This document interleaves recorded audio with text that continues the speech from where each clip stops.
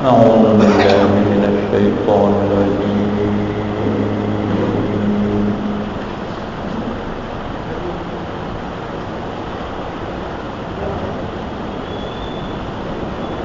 بسم الله الرحمن الرحيم.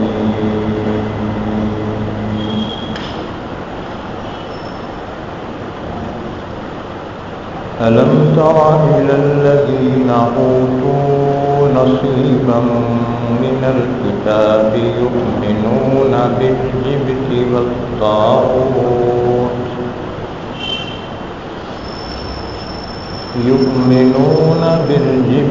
والطاغوت ويقولون للذين كفروا هؤلاء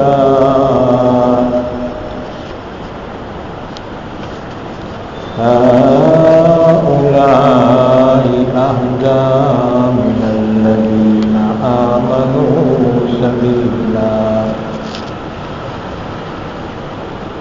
أولئك الذين لعنهم الله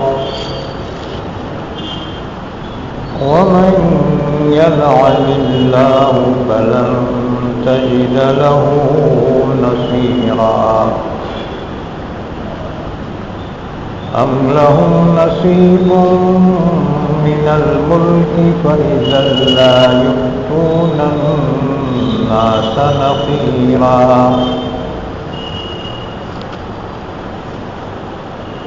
أم يحسدون الناس على ما آتاهم الله من فضله فقد آتينا آل إبراهيم الكتاب والحكمة وآتيناهم ملكا عظيما. فمنهم من آمن به ومنهم من صد عنه وكفى بجهنم سعيرا. إن الذين كفروا بآياتنا سوف نصليهم نارا كلما نضجت جلودهم بدلناهم جلودا غيرها ليذوقوا العذاب إن الله كان عزيزا حكيما. والذين آمنوا وعملوا الصالحات سندخلهم جنات تجري من تحتها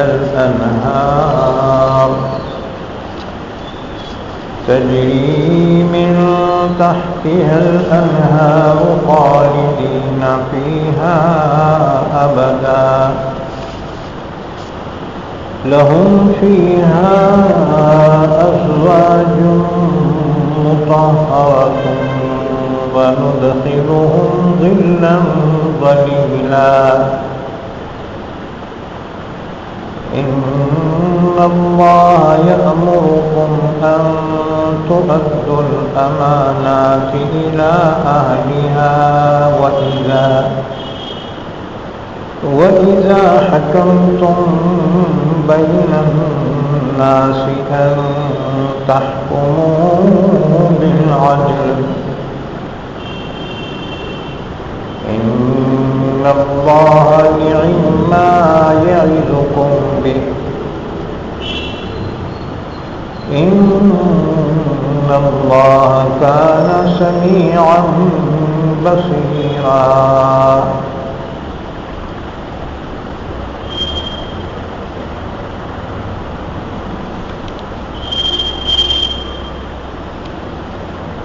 پناہ میں آتا ہوں اللہ کی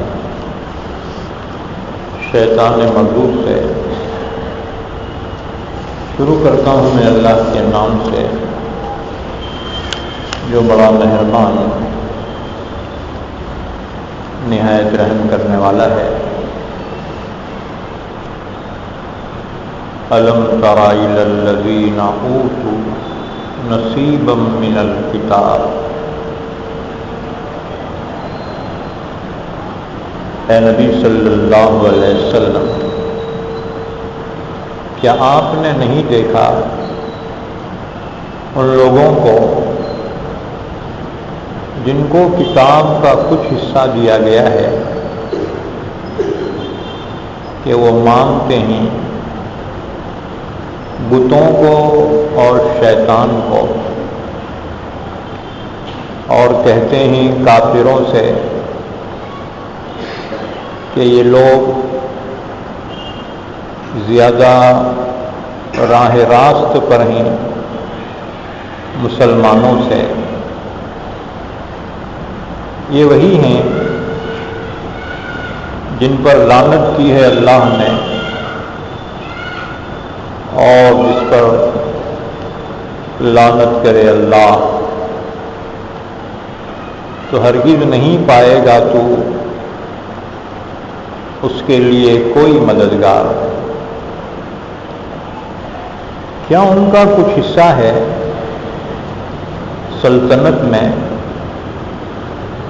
پھر تو یہ نہیں دیں گے لوگوں کو ایک تل برابر بھی۔ یا وہ لوگ حسد کرتے ہیں لوگوں پر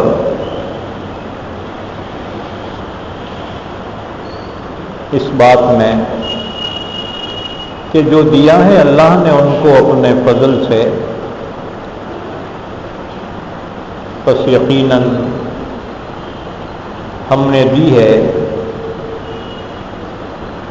ابراہیم کے خاندان کو کتاب اور حکمت، اور ہم نے دیا ہے ان کو بہت بڑی سلطنت۔ پھر ان میں سے بعض وہ ہیں جو اس پر ایمان لائے، اور ان میں سے بعض وہ ہیں جو ایمان سے رک گئے، اور کافی ہے جہنم دہتی ہوئی آگ۔ بے شک وہ لوگ جنہوں نے کفر کیا ہماری آیتوں کے ساتھ، ان قریب ہم داخل کریں گے ان کو جہنم کی آگ میں۔ جب جب بھی جل جائیں گی ان کی چمڑیاں تو ہم بدل دیں گے ان کو اور کھال اس کے علاوہ، تاکہ وہ چکھیں عذاب کو۔ بے شک اللہ زبردست ہے، حکمت والا ہے۔ اور جو لوگ ایمان لائے اور نیک عمل کیے، ہم داخل کریں گے ان کو ایسی جنتوں میں کہ جن کے نیچے نہریں جاری ہیں، ہمیشہ ہمیش رہیں گے وہ اس میں۔ ان کے لیے ان جنتوں میں پاکیزہ بیویاں ہیں، اور ہم داخل کریں گے ان کو گھنی چھاؤں میں۔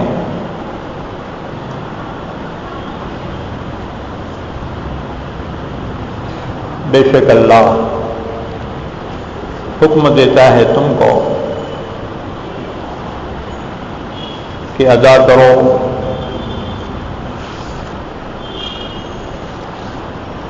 امانت کو امانت والے کی طرف، بے شک اللہ حکم دیتا ہے تم کو اس بات کا کہ امانت والوں کو امانتیں پہنچا دو، اور جب تم لوگوں کے درمیان فیصلہ کرو تو عدل و انصاف سے فیصلہ کرو، بے شک اللہ تمہیں بہترین چیز کی نصیحت فرماتا ہے، یقیناً اللہ سننے والا دیکھنے والا ہے۔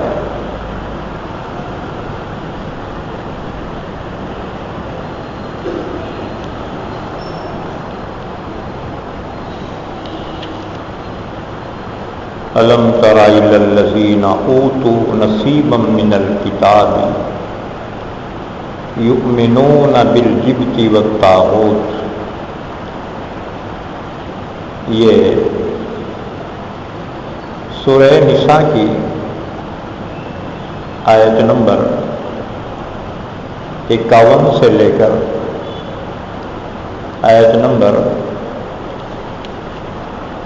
58 تک پڑھی گئی ہیں۔ ان آیتوں کا ربط ان سے پہلی آیتوں سے یہ ہے،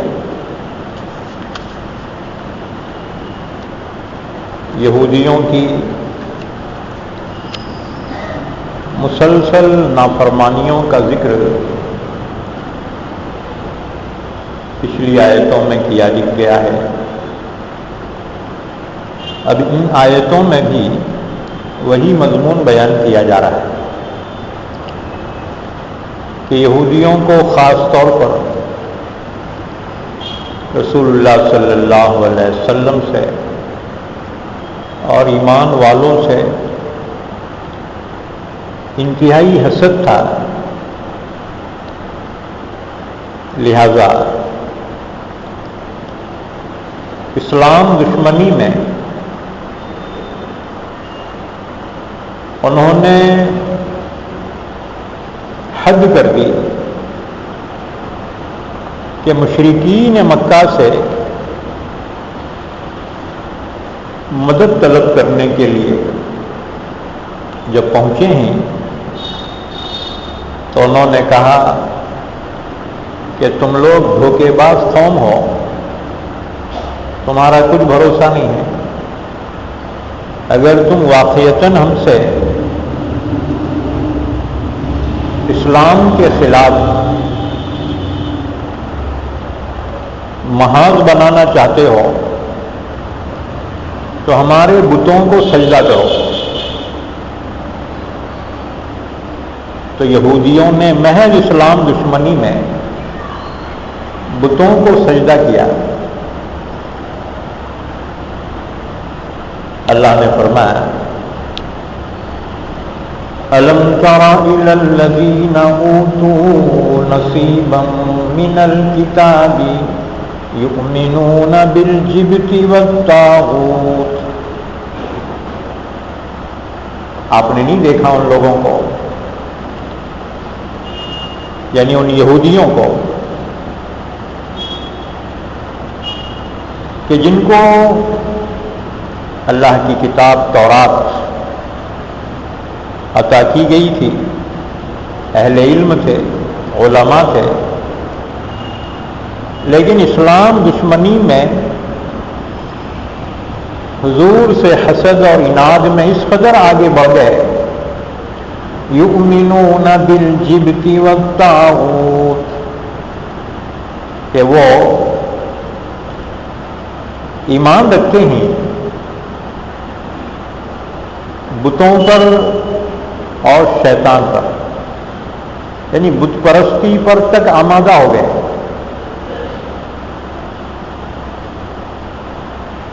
اس سے پہلے کہ ہم اس آیت مبارکہ کی تفسیر بیان کریں، پہلے شان نزول سن لو کہ وہ کیا واقعہ ہے کہ اللہ تعالیٰ نے ان یہودیوں کے سلسلے میں اتنی سخت تنبیہ فرمائی. آیت شریفہ کا شان نزول یہ ہے. عبداللہ ابن عباس رضی اللہ تعالیٰ عنہ فرماتے ہیں کہ یہودیوں کے سردار کعب بن اشرف اور حیی بن اخطب اور سلام بن ابی العقیق اور ابو رافع ربی ابن ابی الحقیق ابو عمارہ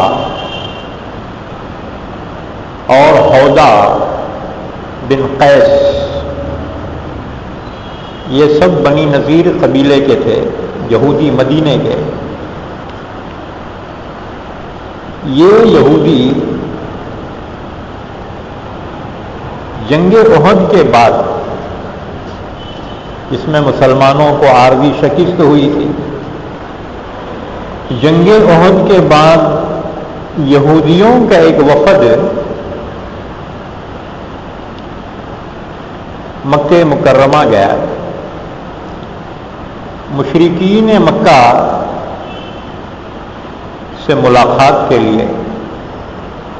تو یہودیوں کا سردار کعب بن اشرف مکے کے سردار ابو سفیان کا مہمان بنا اور ابو سفیان سے حضرت محمد صلی اللہ علیہ وسلم کے خلاف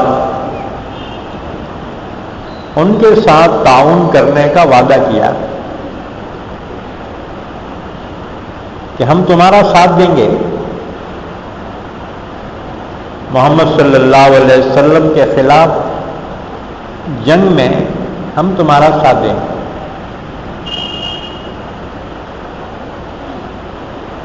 مکے والوں نے کعب بن اشرف سے کہا کہ تم ایک دھوکہ باز قوم ہو، یہودیوں کا کوئی بھروسہ نہیں.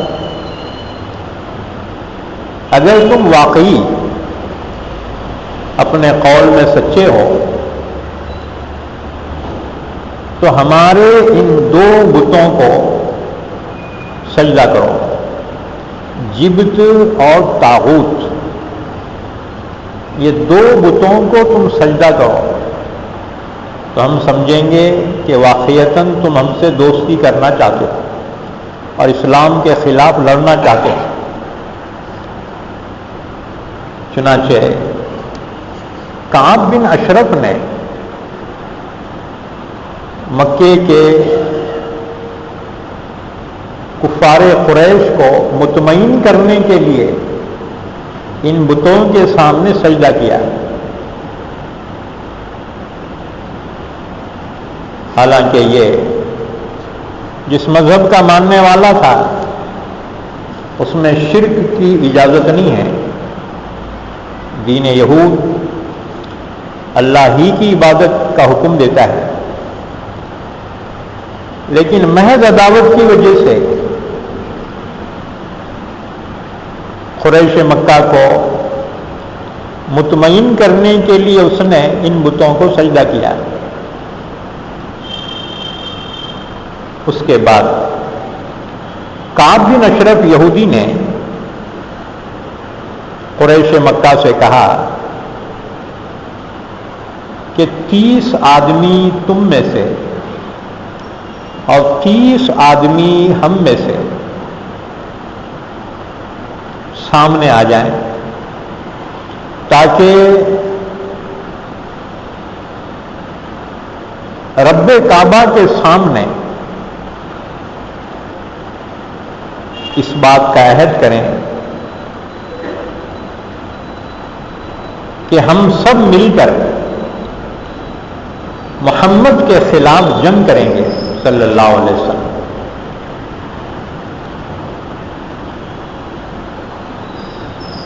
کعب بن اشرف یہودی کی اس تجویز کو مکے کے کفار قریش نے پسند کیا، اور اس طرح انہوں نے مسلمانوں کے خلاف ایک متحدہ محاذ بنایا۔ یہودی، مدینے کے اور مکے کے کافر، دونوں نے اسلام کے خلاف متحدہ محاذ قائم کیا۔ اس کے بعد ابو سفیان نے کعب بن اشرف سے کہا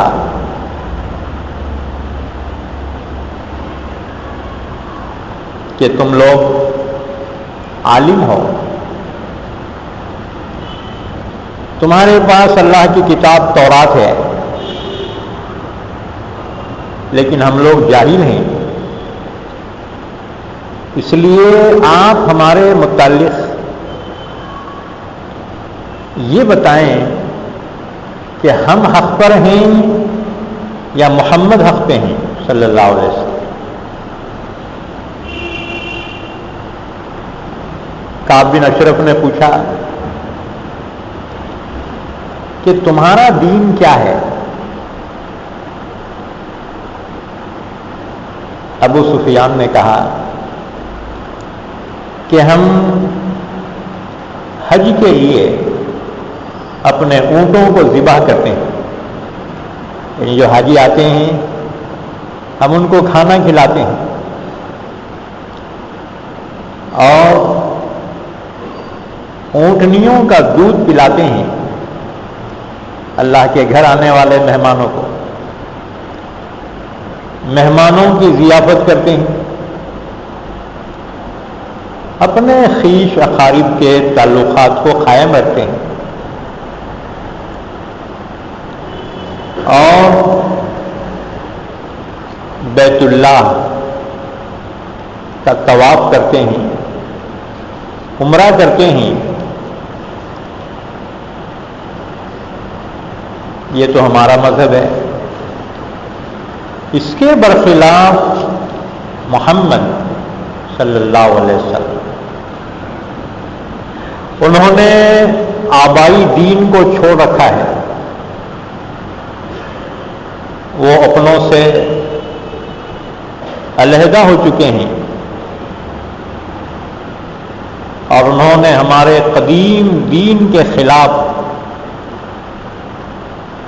ایک نیا دین پیش کیا ہے۔ یہ ہے ان کا مذہب۔ اب فیصلہ کرو، ہم حق پر ہیں یا وہ حق پہ ہیں؟ کعب بن اشرف تورات کا عالم تھا، یہودیوں کا سردار۔ اس نے کہا کہ تم لوگ حق پہ ہو، اور معاذ اللہ محمد صلی اللہ علیہ وسلم کے بارے میں کہا وہ گمراہ ہو چکے، تم حق پہ ہو۔ اللہ تعالیٰ نے اس پر یہ آیت شریفہ نازل فرمائی کہ دیکھو ان کمبختوں کو، یہودیوں کو، کہ اسلام اور پیغمبر اسلام کی عداوت میں، دشمنی میں بتوں کی پرستش بھی کر رہے ہیں اور کفر کو دین برحق بتلا رہے ہیں۔ أَلَمْ تَرَ إِلَى الَّذِينَ أُوتُوا نَصِيبًا مِنَ الْكِتَابِ يُؤْمِنُونَ بِالْجِبْتِ وَالطَّاغُوتِ۔ اے نبی صلی اللہ علیہ وسلم، نہیں دیکھے آپ ان لوگوں کو، یہودیوں کو، جن کو کتاب کا کچھ حصہ دیا گیا ہے؟ کیا مطلب؟ تورات کے صرف الفاظ پڑھتے ہیں، اس کے معانی پر عمل نہیں کرتے، جو توحید کا حکم دیتی ہے، اور ان کی حالت یہ ہے یؤمنون بالجبت والطاغوت، یہ جبت اور طاغوت پر ایمان رکھتے ہیں۔ یہ یہودی کعب بن اشرف، وَيَقُولُونَ لِلَّذِينَ كَفَرُوا هؤلاء أهدى من الذين آمنوا سبیلا. اور کہتے ہیں کہ یہ کافر مسلمانوں کے مقابلے میں زیادہ ہدایت پر ہیں. دیکھو بیمانوں کو، اولئک الذین لعنہم اللہ، یہ یہودی یہ کمبخت وہ ہیں جن پر اللہ نے لعنت کی ہے، خدا کی پھٹکار ہے ان پر. وَمَن يَلْعَنِ اللَّهُ فَلَن تَجِدَ لَهُ نَصِيرًا، جس پر اللہ ہی لعنت کرے تو آپ اس کے لیے کوئی مددگار نہیں پائیں گے. اللہ کے عذاب سے اسے کوئی نہیں بچا سکتا. یاد رکھو، کعب بن اشرف یہودیوں کا ممتاز عالم تھا، ایسا معمولی عالم نہیں تھا، یہودیوں کا بہت بڑا عالم تھا، خدا پر عقیدہ رکھتا تھا اور اللہ ہی کی عبادت کرتا تھا. لیکن جب اس کے دل دماغ پر نفسانی خواہشات کا بھوت سوار ہو گیا تو اس نے مسلمانوں کے خلاف قریش مکہ سے الحاق کرنا چاہا. قریش مکہ نے شرط لگائی کہ ہمارے بتوں کے سامنے سجدہ کرو. اس نے اس کو بھی گوارا کر لیا محض اسلام دشمنی میں. اپنے مذہب کے بھی خلاف اس نے مشرکین کی شرط کو قبول کیا.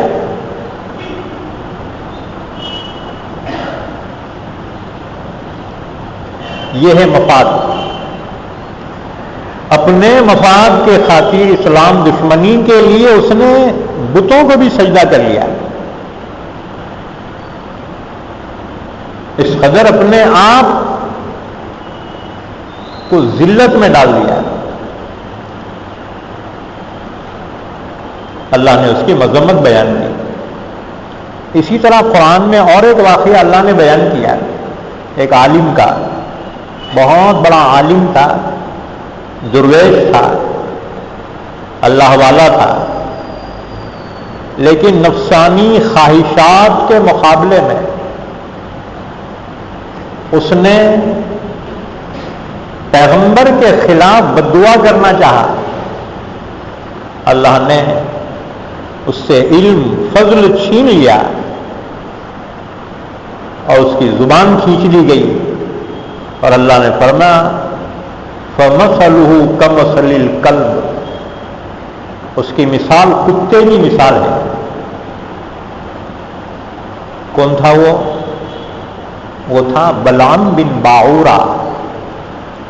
اس کا نام تھا بلعام بن باعورہ. اللہ نے اس کے متعلق فرمایا وَاتْلُ عَلَيْهِمْ نَبَأَ الَّذِي آتَيْنَاهُ آيَاتِنَا فَانسَلَخَ مِنْهَا فَأَتْبَعَهُ الشَّيْطَانُ فَكَانَ مِنَ الْغَاوِينَ. شیطان کی چنگل میں پھنس گیا اور گمراہ ہو گیا. مختصراً واقعہ سن لو، جہاں آیت آئے گی ہم تفصیلات بیان کریں گے. حضرت موسیٰ علیہ السلام کو اللہ نے حکم دیا تھا قوم عمالقہ جو ملک شام پر قابض تھی، اللہ نے موسیٰ علیہ السلام کو حکم دیا تھا ان کے خلاف جنگ کرو.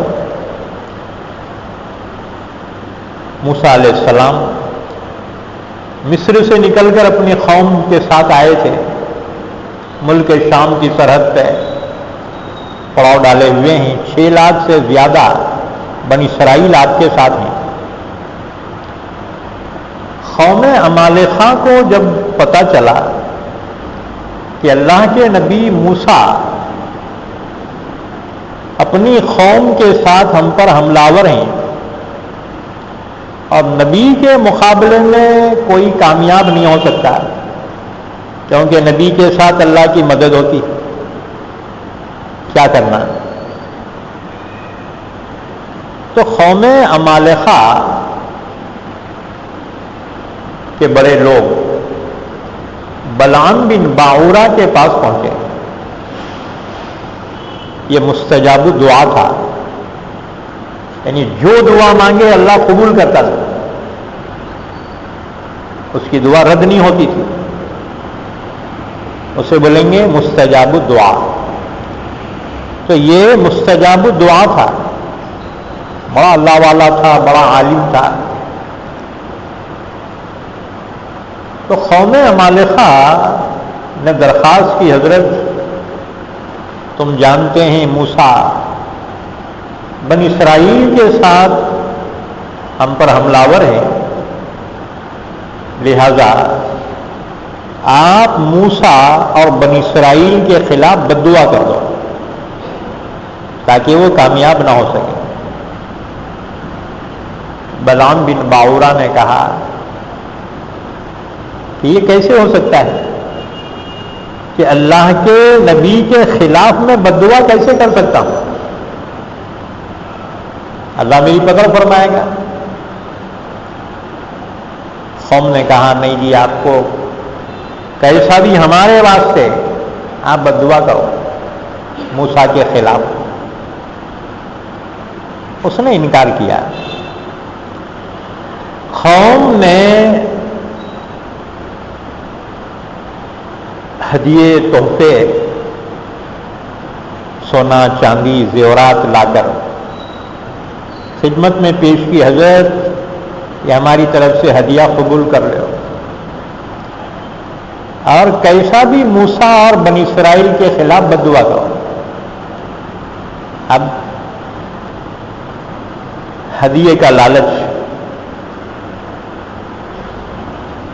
اس کے خیالات بدل گئے. قوم نے کہا حضرت یہ ہدیہ قبول کر لو اور موسیٰ اور بنی اسرائیل کے خلاف بد دعا کرو.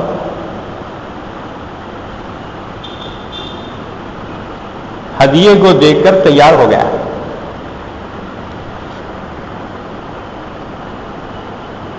اپنے گدھے پہ سوار ہوا اور پہاڑی کی طرف چل پڑا جہاں وہ دعا کرتا تھا.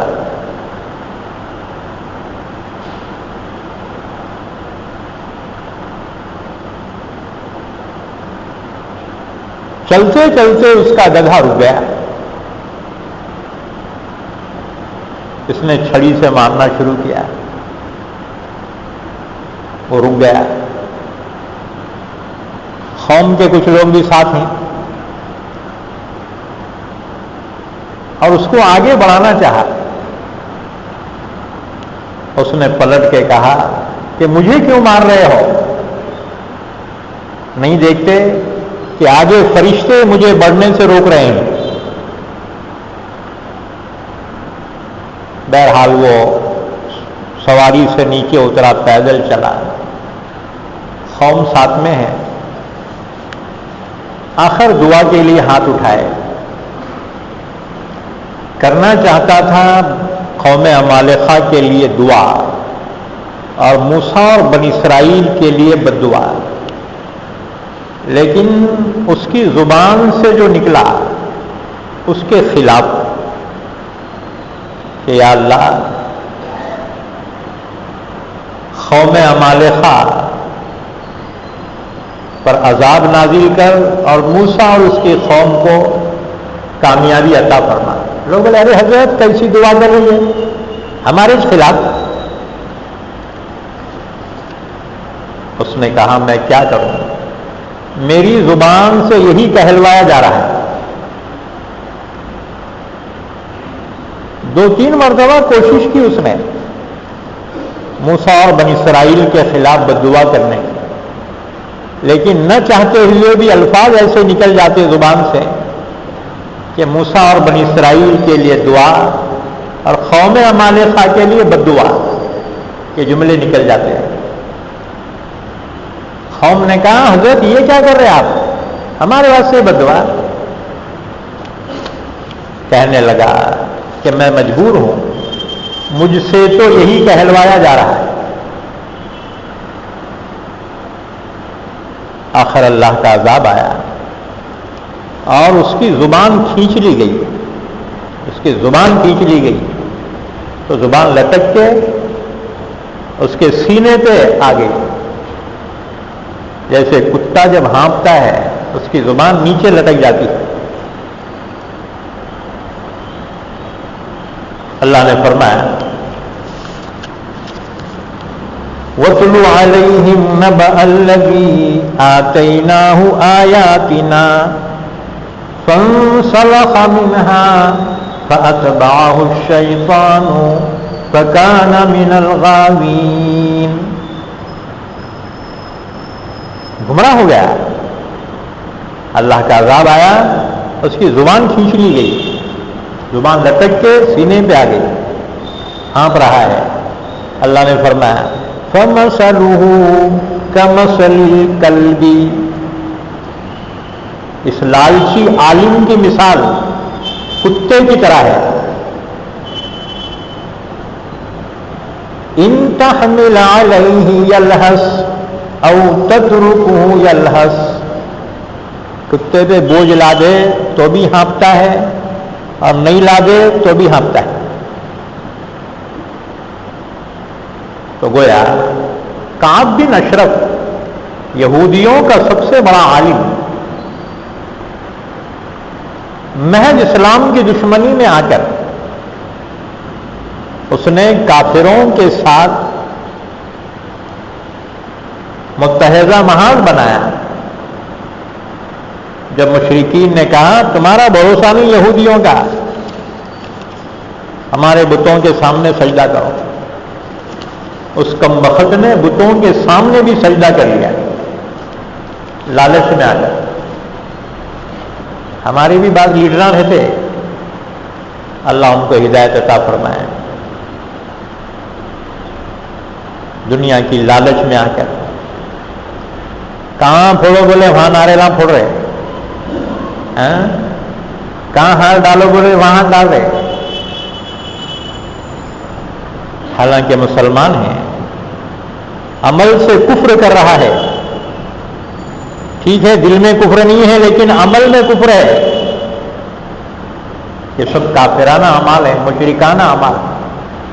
کیوں کر رہا ہے؟ یہ جانتا ہے مسلمان ہے کہ محض اقتدار کی لالچ میں.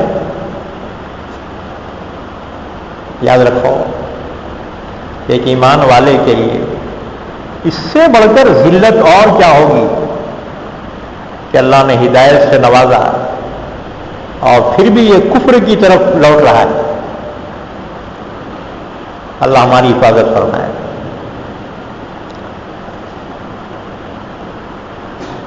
تو فرمایا أَلَمْ تَرَ إِلَى الَّذِينَ أُوتُوا نَصِيبًا مِنَ الْكِتَابِ يُؤْمِنُونَ بِالْجِبْتِ وَالطَّاغُوتِ. کیا آپ نے نہیں دیکھا ان لوگوں کو جن کو کتاب کا کچھ حصہ دیا گیا؟ تورات پڑھتے ہیں اللہ کی کتاب. ان کا حال یہ ہے کہ ایمان لاتے ہیں جبت اور طاغوت پر. کیا ہے جبت اور طاغوت؟ اس سلسلے میں مفسرین کے مختلف اقوال ہیں. ایک قول عبداللہ ابن عباس رضی اللہ تعالی عنہ, ابن جبیر, ابو العالیہ فرماتے ہیں کہ جبت حبشی لغت میں جادوگر کو کہا جاتا ہے اور طاغوت سے مراد ہے کاہن.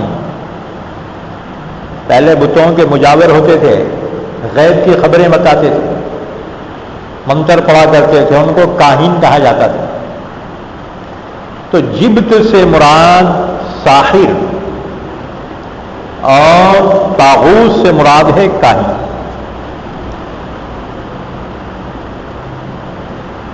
دوسرا قول حضرت عمر رضی اللہ تعالیٰ عنہ فرماتے ہیں کہ جبت سے مراد ہے جادو، سحر، اور طاغوت سے مراد ہے شیطان۔ تیسرا قول امام مالک رحمت اللہ علیہ کا ہے، فرماتے ہیں اللہ کے سوا جن چیزوں کی پرستش کی جاتی ہے ان سب کو طاغوت کہا جاتا ہے۔ علامہ قرطبی نے اس قول کو پسند کیا، فرمایا اس کا ثبوت قرآن پاک میں بھی ہے۔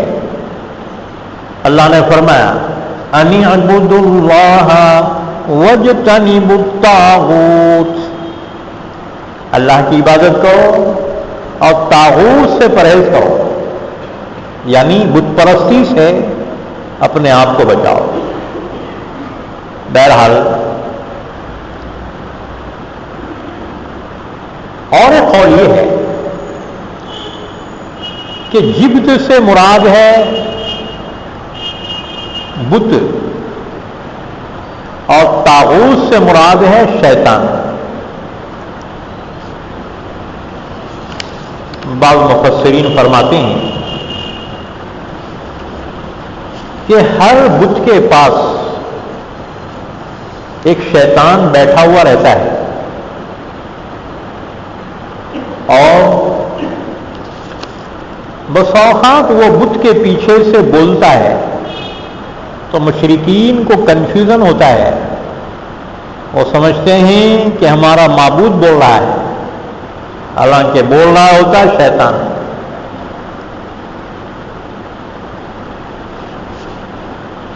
تو اللہ تعالیٰ نے فرمایا یؤمنون بالجبت والطاغوت، جبت اور طاغوت۔ تو جبت سے مراد بت ہیں اور طاغوت سے مراد ان کے پاس رہنے والے شیطان ہیں۔ اس کی دلیل ایک حدیث مبارکہ سے جس کو بیہقی نے روایت کی ہے، حضرت ابو طفیل کی روایت ہے کہ فتح مکہ کے دن، جس دن مکہ فتح ہوا، اطراف میں بہت سے بت تھے مشرکین کے، رسول اللہ صلی اللہ علیہ وسلم نے حضرت خالد بن ولید رضی اللہ تعالیٰ عنہ کو عزا نامی بت کے ڈھانے کے لیے بھیجا، کہ مکے کے باہر تھا، درختوں میں تھا، ببول کے درخت میں۔ تو رسول اللہ صلی اللہ علیہ وسلم نے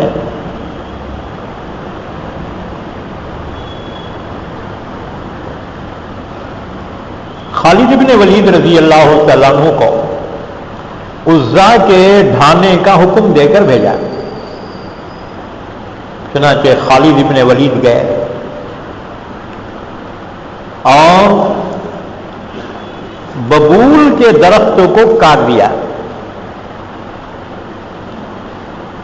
جہاں پر وہ بت تھا، مشرکین اس کی پرستش کرتے تھے۔ خالد بن ولید نے اس کو کاٹ دیا، واپس آ کر رسول اللہ صلی اللہ علیہ وسلم کو اطلاع دی۔ رسول اللہ صلی اللہ علیہ وسلم نے فرمایا کہ وہاں تجھے کوئی چیز دکھائی دی؟ کچھ دکھا کیا؟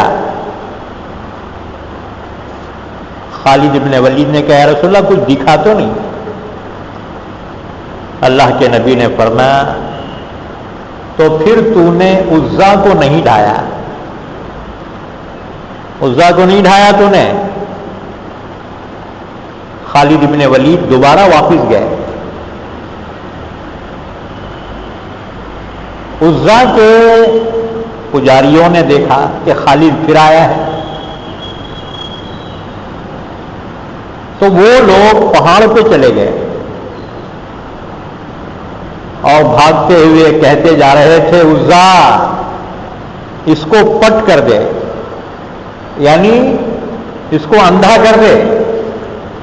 یہ تیر کو ڈھانے کے بعد سے آیا ہے یہ عزا، تو اس کو اندھا کر دے. یہ کہتے ہوئے بھاگے.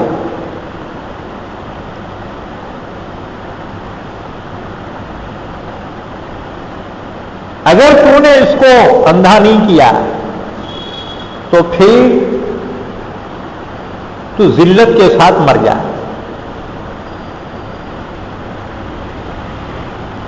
خالد بن ولید کہتے ہیں اتنے میں ایک عورت کالی بھجنگ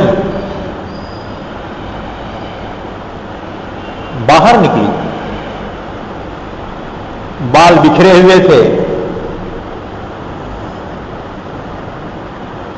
اپنے سر اور چہرے پہ خاک اڑا رہی تھی، غصے میں بکھری ہوئی.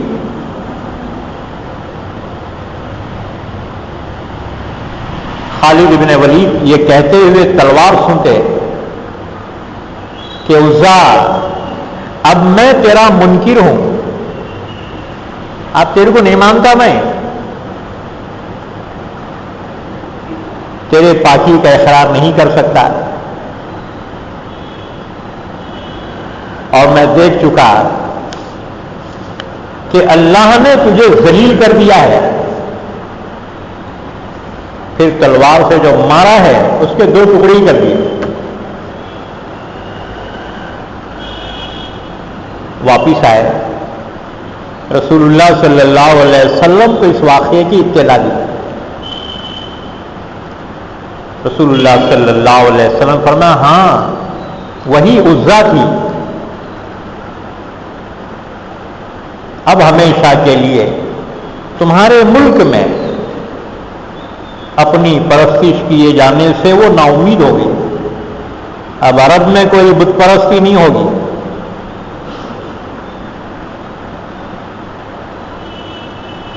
اس حدیث سے معلوم ہوا کہ بت محض پتھر یا درخت ہی نہیں ہوتے، بلکہ ان کے ساتھ شیطان ہوتا ہے، خبیث جنات ہوتے ہیں.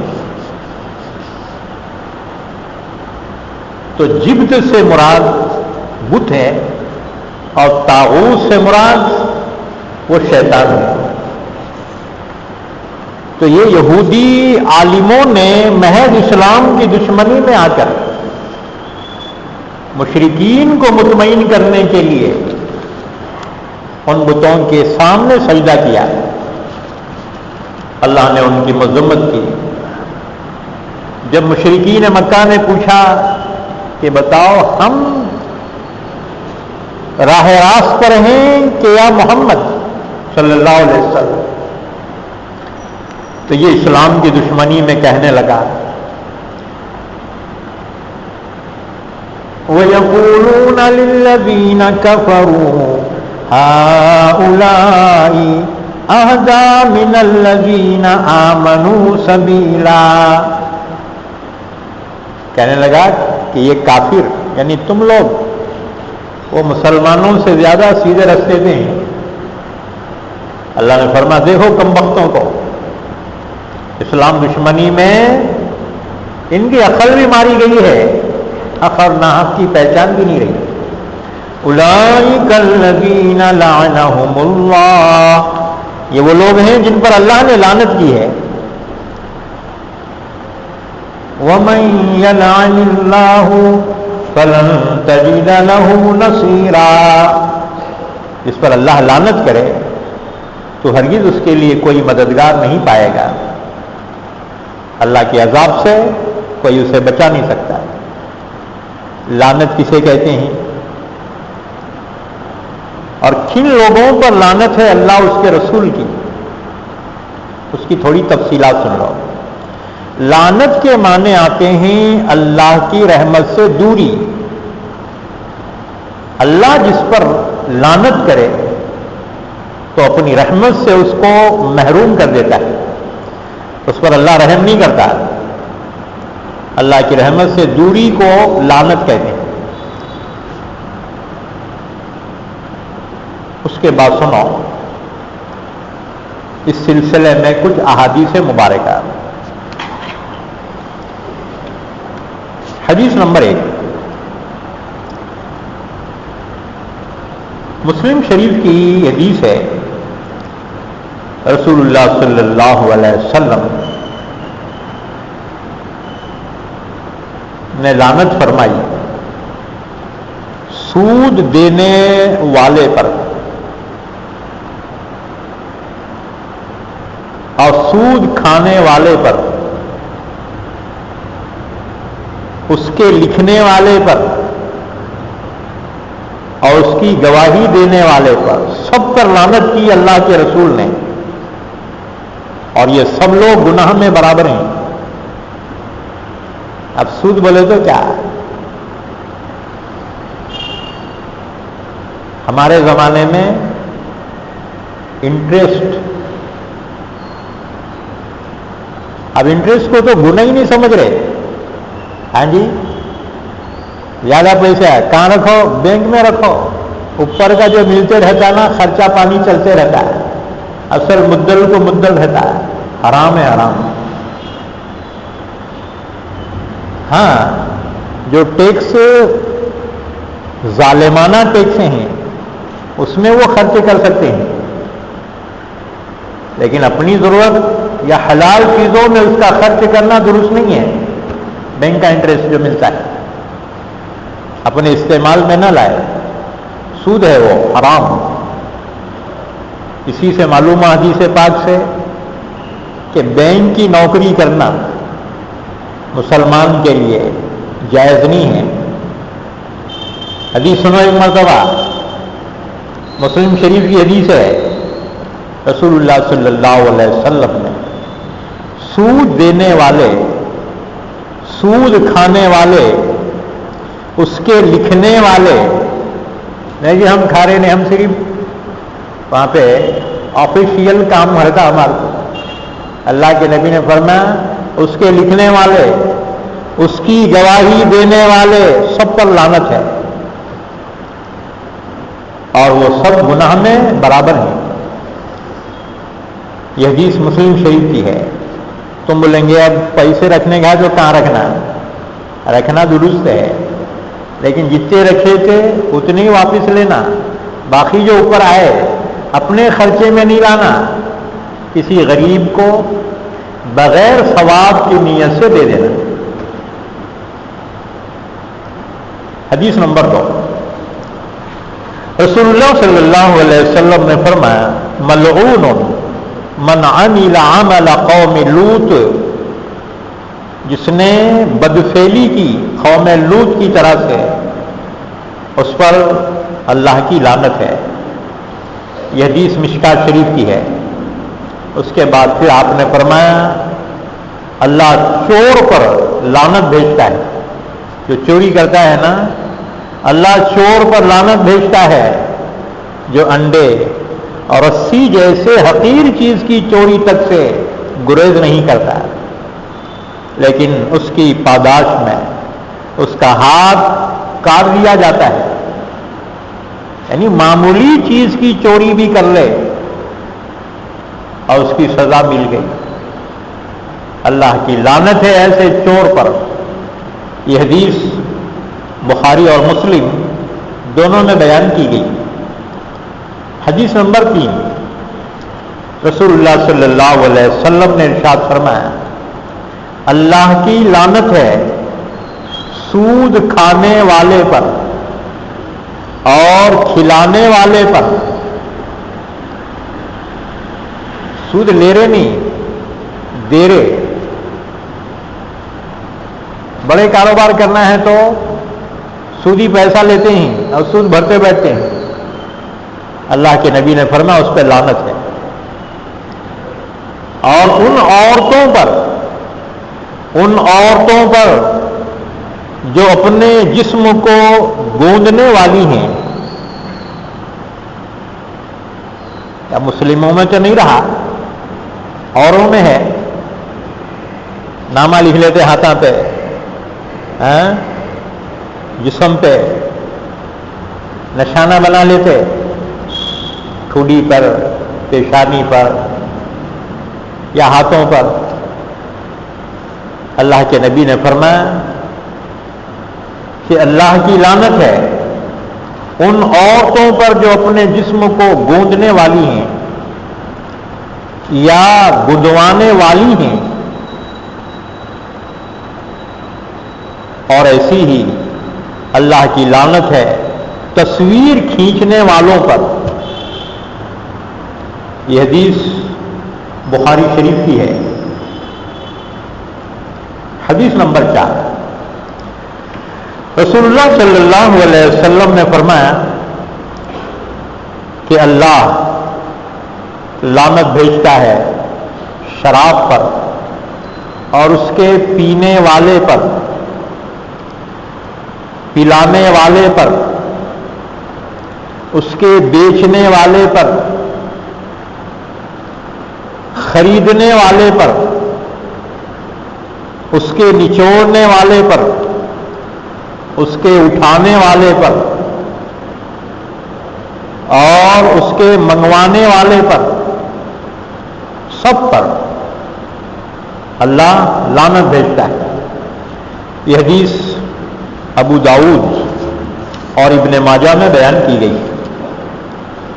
حدیث نمبر 5، رسول اللہ صلی اللہ علیہ وسلم نے فرمایا 6 آدمی ایسے ہیں جن پر میں نے لعنت بھیجی ہے اور اللہ نے بھی ان پر لعنت بھیجی ہے، 6 آدمی پر، اور ہر نبی مستجاب الدعوات ہوتا ہے۔ وہ 6 آدمی یہ ہیں جن پر اللہ اس کے رسول کی لعنت ہے۔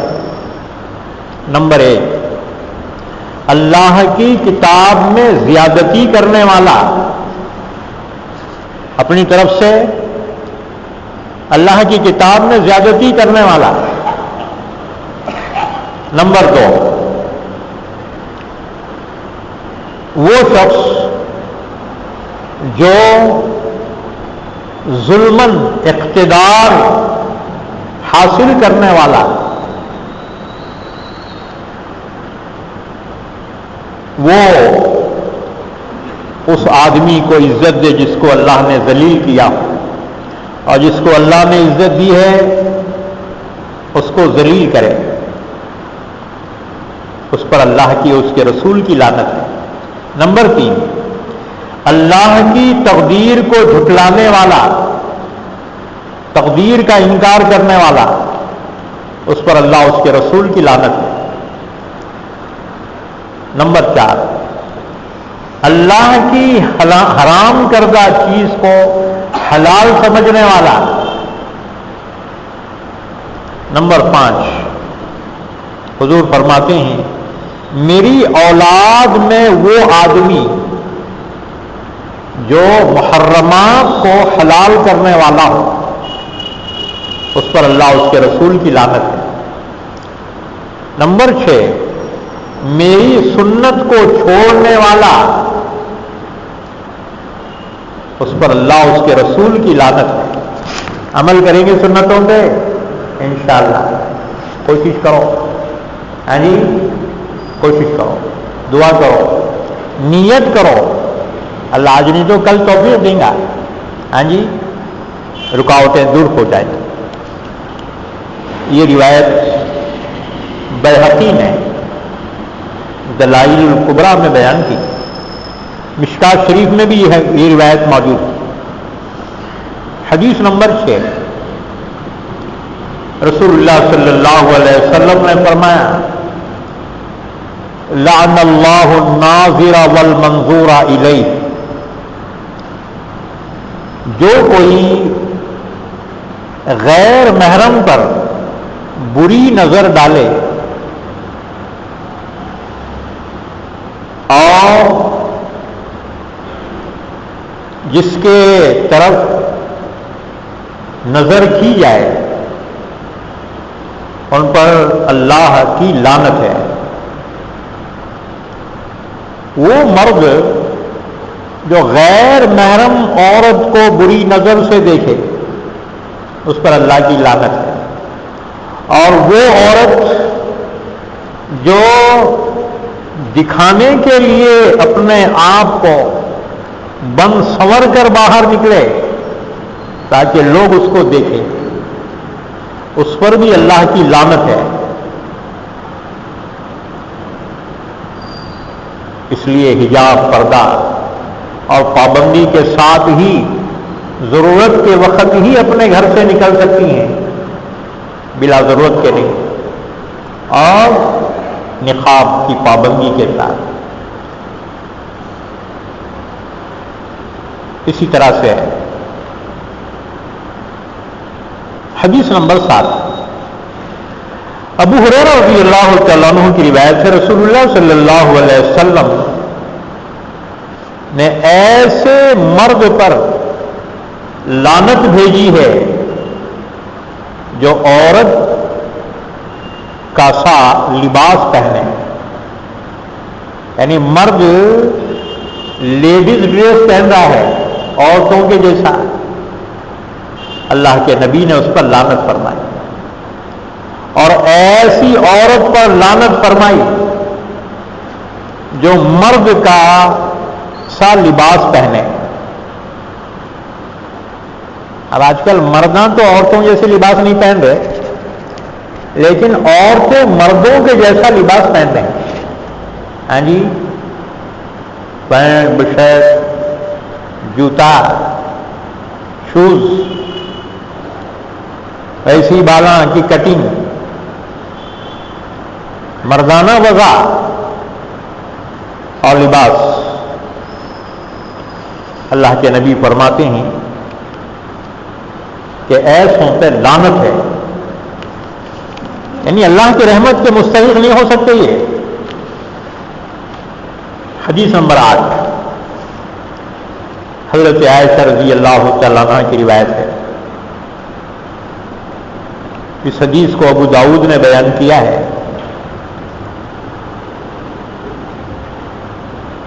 ان امرأة تلبس النعل قالت لعن رسول اللہ صلی اللہ علیہ وسلم الرجلة من النساء۔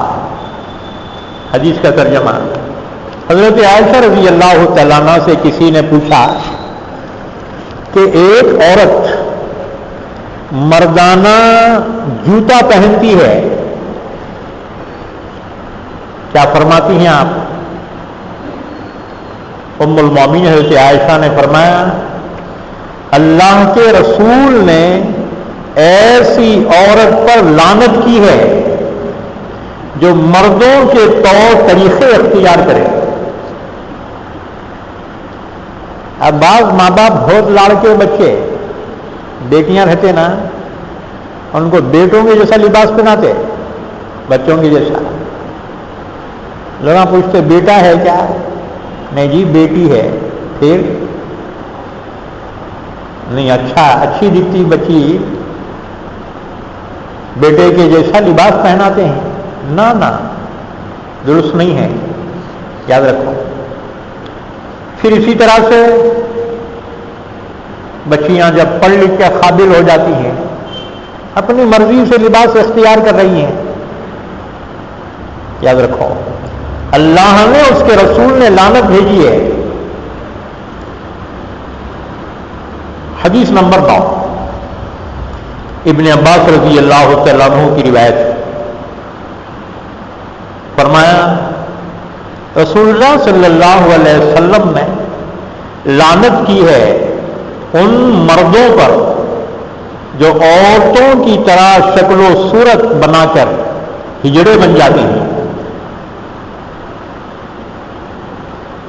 اللہ کے رسول نے لعنت بھیجی۔ اور لعنت کی ہے ان عورتوں پر جو شکل و صورت سے مردانہ پن اختیار کرتی ہیں۔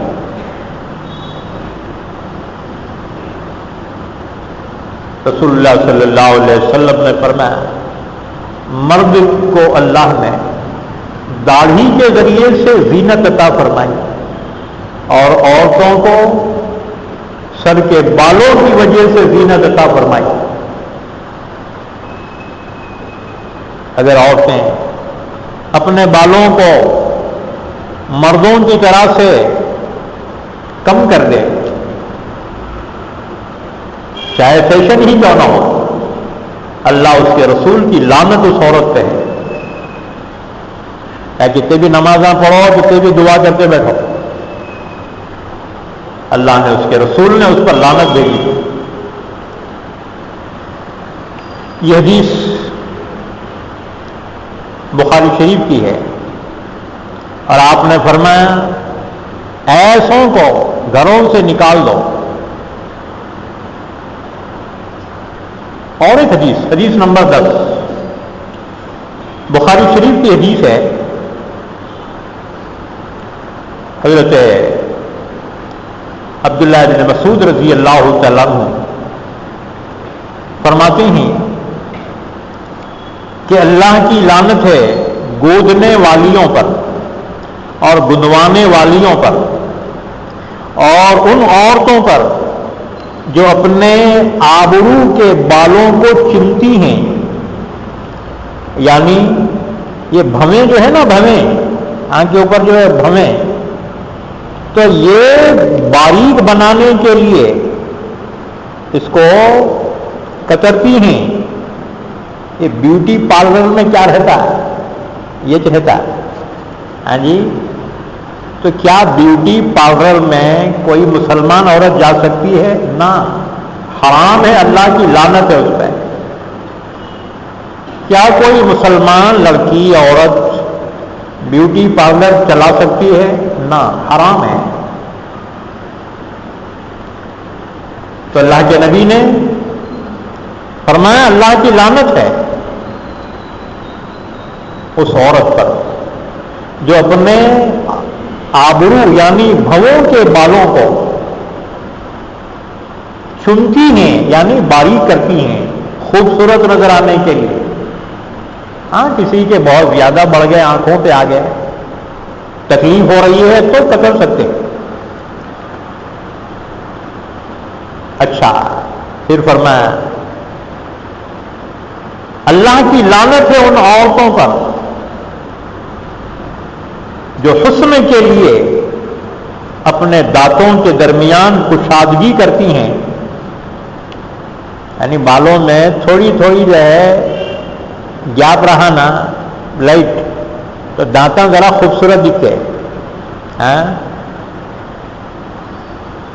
تو پہلے زمانے میں یہ سب اس زمانے کے بیوٹی پارلر جو ہوتے تھے نا، یہ کرتے تھے کام. یہ بھووں کے بالا ذرا کم کرتے تھے. یہ دانتوں کے بیچ میں تھوڑا گیپ جو ہے اس کو کم کر دیتے تھے. دانت ملے ہوئے رہے تو خوبصورت نہیں ہے، اس میں تھوڑا لائٹ گیپ رہنا خوبصورتی کی علامت سمجھی جاتی تھی. اللہ کی لعنت ہے اس عورت پر. اسی طرح سے فرمایا لعنت ہے ان عورتوں پر جو اللہ کی خلقت کو بدل ڈالتی ہیں. اللہ نے جیسا پیدا کیا اسی حالت پر رہو، اپنی طرف سے اس میں ایسی تبدیلی نہ کرو کہ اللہ تعالی نے جس پر لعنت کی ہو. اس کے بعد ایک مسئلہ سناؤ. لعنت کرنے کا حکم، یہ تو اللہ اس کے رسول کی لعنت کا بیان تھا، لیکن کیا ہم کسی پر لعنت بھیج سکتے ہیں؟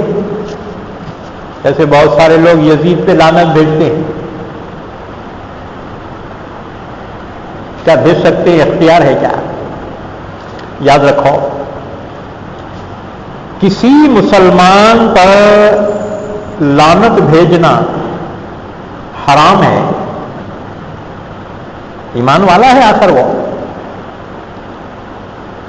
اسی طرح سے کسی کافر پر بھی آپ لعنت نہیں بھیج سکتے. ہاں، جس کا انتقال کفر پر ہو گیا، اب اس پر مہر لگ گئی کفر کی، اب اس پر لعنت بھیج سکتے ہیں.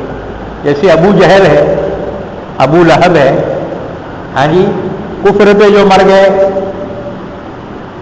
تو ایسے کافر پر جس کا کفر پر انتقال ہو گیا اور اس کا کفر یقینی ہو گیا، اس پر لعنت بھیجنا درست ہے۔ باقی جو ابھی مرا نہیں ہے، ہو سکتا ہے اللہ اس کو ہدایت دے، ایمان لے آئے، ہو سکتا ہے اللہ تجھ سے ہدایت کو چھین لے، اللہ کی شان بے نیاز ہے۔ اس لیے کسی پر لعنت بھیجنا درست نہیں ہے۔ اچھا بھیجے تو کیا ہوتا؟ سنو حدیث مبارکہ، ترمذی شریف کی حدیث ہے، حضرت عبداللہ بن مسعود رضی اللہ تعالیٰ عنہ فرماتے ہیں، ایک آدمی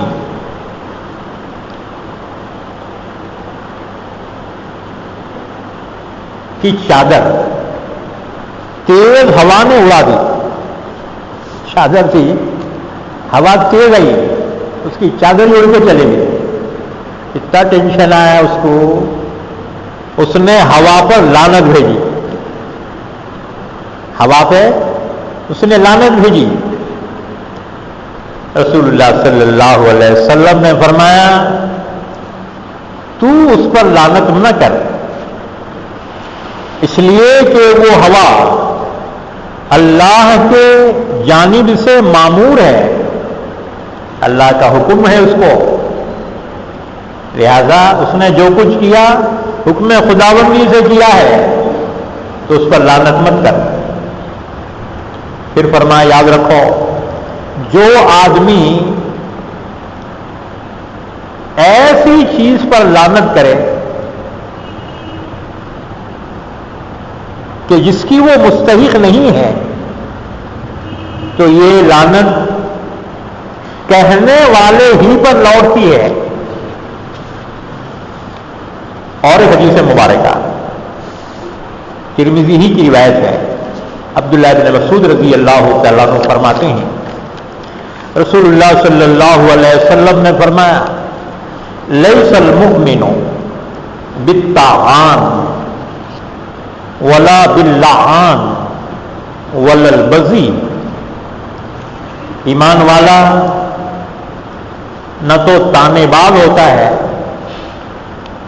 اور نہ لعنت باز ہوتا ہے اور نہ بدگو ہوتا ہے۔ ایمان والا کسی پر طعن کرنے والا نہیں ہوتا۔ اب بعض جو ہے ٹونٹ مارتے ہیں لوگوں پہ، نہ، یہ ایمان والے کی شان نہیں ہے۔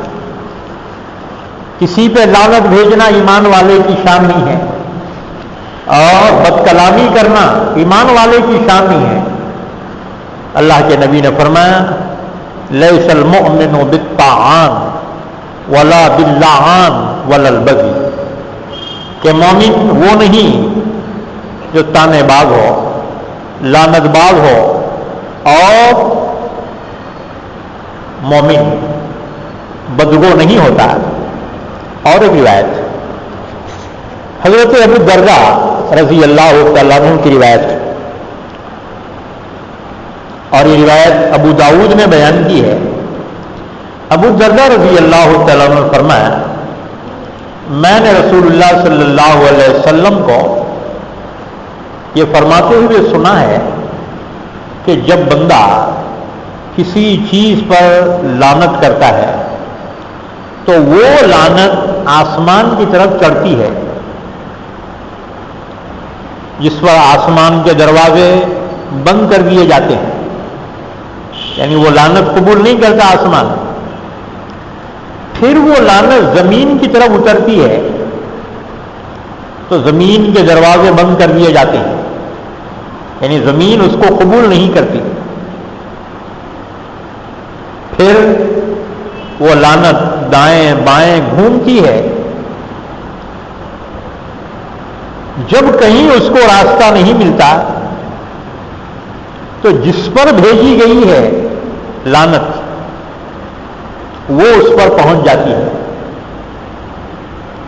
اگر وہ واقعی لعنت کا مستحق ہو تو اس پر پڑتی ہے، ورنہ پھر اپنے کہنے والے پر آ کر پڑ جاتی ہے۔ یہ حدیث ابو داؤد شریف کی، تو اللہ تعالیٰ نے فرمایا اولئک الذین لعنہم اللہ، یہ وہ لوگ ہیں کہ ان پر اللہ کی لعنت ہے۔ ومن یلعن اللہ فلن تجد له نصیرا، اور جس پر اللہ ہی لعنت کرے تو ہرگز نہیں پائے گا اس کے لیے کوئی مددگار۔ پھر فرمایا ام لہم نصیب من الملک فإذا لا يؤتون الناس نقیرا ام يحسدون الناس على ما آتاهم الله من فضله فقد آتينا آل إبراهيم الكتاب والحكمة وآتيناهم ملكا عظيما۔ آیت شریفہ کا شان نزول یہ ہے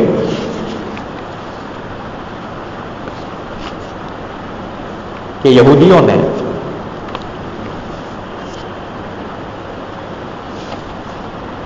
یوں کہا کہ دیکھو یہ محمد صلی اللہ علیہ وسلم یہ کہتے ہیں کہ ان کو جو مرتبہ ملا ہے تو وہ محض عاجزی کی وجہ سے ملا ہے،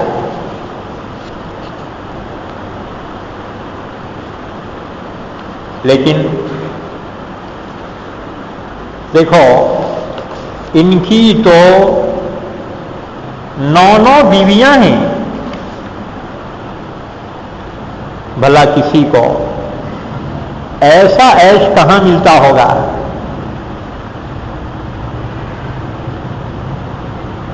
اللہ تعالیٰ نے اس پر یہ آیت نازل فرمائی کہ یہودی کمبخت نبی کے متعلق اس طرح گستاخی کر رہے ہیں، حالانکہ اگر ان یہودیوں کو ہم حکومت دے دیتے تو یہ کسی کو کیا دیتے، اس میں سے تل برابر بھی کسی کو نہ دیتے۔ یہ تو نبی کو جو کچھ اللہ نے عطا کیا ہے اپنے فضل سے عطا کیا ہے، یہودیوں کو اس پر حسد ہو رہا ہے۔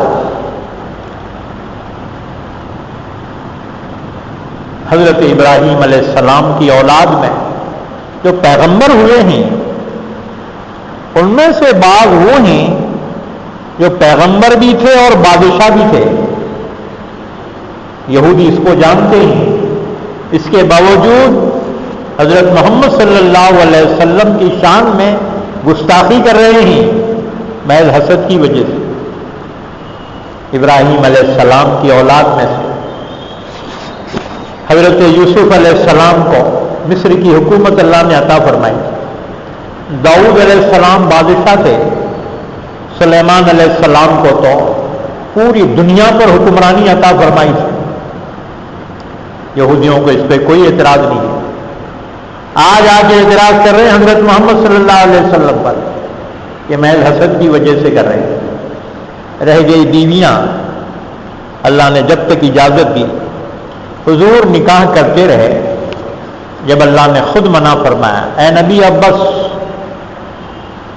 لا تحل لک النساء من بعد، اب اس کے بعد آپ کے لیے نکاح کرنا درست نہیں ہے، اللہ کے نبی رک گئے۔ آپ کی 11 بیویوں میں سے 2 کا انتقال آپ کی زندگی میں ہو چکا تھا، 9 حیات رہی۔ یہودیوں کو اعتراض ہوا ایسے کیسے نبی، اتنے اور نہ رہنا کیا نبی کو؟ اللہ نے فرمایا کم بختو، بنی اسرائیل کے پیغمبروں کو تم نہیں دیکھا؟ یا ان کی بیویاں تو اس سے بھی زیادہ تھیں۔ داؤد علیہ السلام کو 100 بیویاں تھیں، سلیمان علیہ السلام کو 300 تھی. اماں تمہارا کلیجہ پھٹ کے مر جاتا. 300 یہاں ایک سے ناک میں دم ہے. لیکن یاد رکھو پیغمبروں نے جو نکاح کیے ہیں وہ محض اپنی خواہشات ہی کی تکمیل کے لیے نہیں بلکہ اس کے ذریعے سے خاندانوں سے تعلق قائم ہو جائے اور دین اسلام کی دعوت دینا ان کے لیے آسان ہو جائے. کیونکہ انسان سب سے پنگا لیتا ہے داماد سے نہیں لیتا. ہاں جی سب سے جو ہے لڑائیاں کریں گا بھائیوں سے بہنوں سے کورٹ کچہریاں لیکن داماد سے نہیں. نکو ہمارے داماد ہیں. ہاں جی یہ دیوبندی بریلی کے جھگڑے رہتے نہیں رہتے وہ جھگڑے سنی اور دیوبندی. تو ہمارے سسرال کے کچھ لوگ سنی ہیں کٹر ہم بیان کرتے تو باقی سنی اعتراض کرتے سسرال والے روکتے نکو جی ہمارے داماد ہیں ان کو نکو بولو کچھ کیا رشتے داری ہے. دیکھو بیٹی کا نازک رشتہ داماد کا آدمی سب سے لڑ لیں گا داماد سے بولے تو یہاں ہتھیار ڈال دیتا. نکو جی ہمارے داماد ہیں.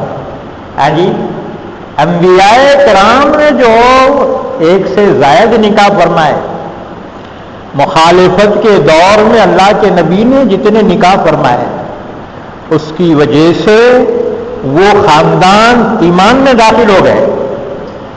ہاں جی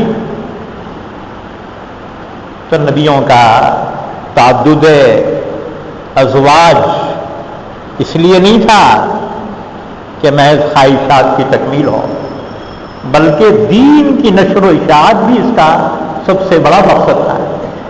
اور دوسرا مقصد کہ معاشرے میں بیواؤں کے لیے کوئی جگہ نہیں تھی. وہ بے سہارا طبقہ اللہ کے نبی نے ان بیواؤں کو سہارا دیا. اس لیے حضور کی ازواج مطہرات میں سے 11 میں سے صرف ایک کنواری ہیں ام المومنین حضرت عائشہ رضی اللہ عنہا. باقی جو 10 ازواج مطہرات ہیں وہ سب بیوائیں تھیں. اللہ کے نبی نے ان کو سہارا دیا. تو یہودیوں نے جو اعتراض کیا اللہ نے اس پر یہ آیتیں نازل فرمائی. ام لہم نصیب من الملک کیا ان کے لیے سلطنت میں کچھ حصہ ہے کیا؟ ان کے پیٹ میں کیوں دکھ رہا ہے؟ اللہ نے اپنے نبی کو جو نعمتیں عطا فرمائی ہیں یہودی کیوں حسد کر رہے ہیں؟ کیا انہوں گھر سے لا کے دے رہے؟ ام لہم نصیب من الملک کیا ان کے پاس حکومت کا کچھ تو بھی حصہ ہے کیا؟ فَإِذًا لَّا يُؤْتُونَ النَّاسَ نَقِيرًا اگر ہوتا تو کسی کو تل بھر کے بھی کوئی چیز نہیں دیتے تل کے برابر بھی. ام يحسدون الناس على ما آتاهم الله من فضله یا یہ لوگ حسد کر رہے ہیں لوگوں سے مراد یہاں حضرت محمد صلی اللہ علیہ وسلم صحابہ سے یہودیوں کو حسد تھا. کس بات پر؟ اللہ نے جو ان کو اپنے فضل سے عطا فرمایا تھا کہ اللہ نے حضور کو نبوت سے سرفراز فرمایا پھر صحابہ کو ایمان کی دولت سے نوازا اپنا قرب عطا فرمایا عزتوں سے نوازا. بس یہودیوں کو اس پہ حسد ہو گیا کہ یہ لوگ اللہ کے چہیتے کیوں بنے. فقد آتینا آل ابراہیم الکتاب والحکمہ یقیناً ہم نے دی ابراہیم کے خاندان کو کتاب اور حکمت. ابراہیم علیہ السلام کے خاندان میں موسیٰ کو تورات دی. ابراہیم ہی کے خاندان میں ہیں داؤد ان کو زبور دی. حضرت ابراہیم علیہ السلام ہی کے خاندان میں ہی حضرت عیسیٰ ان کو انجیل عطا فرمائی, اور حضرت ابراہیم ہی کے خاندان میں ہی حضرت محمد رسول اللہ صلی اللہ علیہ وسلم آپ کو قرآن عطا فرمایا. تو یہودیوں کو اس پر کیا اعتراض ہے؟ کیوں حسد کر رہے ہیں؟ یہ اللہ کا فضل ہے, اللہ جس کو چاہے عطا فرمائے. فَقَدْ آتَيْنَا آلَ إِبْرَاهِيمَ الْكِتَابَ وَالْحِكْمَةَ, یقیناً ہم نے دی ہیں ابراہیم کے خاندان کو کتاب اور حکمت. وَآتَيْنَاهُمْ مُلْكًا عَظِيمًا, اور ہم نے ان کو بہت بڑی سلطنت عطا فرمائی, جیسے حضرت داؤد, حضرت سلیمان کو اللہ نے بڑی حکومت عطا فرمائی. یہ بھی آل ابراہیم میں سے تھے. یہودیوں کو ان پہ اعتراض تو نہیں ہوتا, آج آ کے اعتراض کر رہے ہیں حضرت محمد صلی اللہ علیہ وسلم. ظاہر بات ہے اس کی وجہ حسد ہی ہو سکتی. فَمِنْهُمْ مَنْ آمَنَ بِهِ وَمِنْهُمْ مَنْ صَدَّ عَنْهُ, ان میں سے بعض وہ ہے جو اس پر ایمان لائے اور بعض وہ ہیں جو اس سے ہٹ گئے. وَكَفَى بِجَهَنَّمَ سَعِيرًا, اور کافی ہے جہنم دہکتی ہوئی ان ظالموں کے لیے. اس کے بعد سنو, حسد بدترین گناہ ہے, اللہ کے نبی نے اس سے منع فرمایا. چنانچہ حدیث مبارکہ حدیث نمبر 1, رسول اللہ صلی اللہ علیہ وسلم نے ارشاد فرمایا, یہ حدیث مسلم شریف میں بیان کی گئی.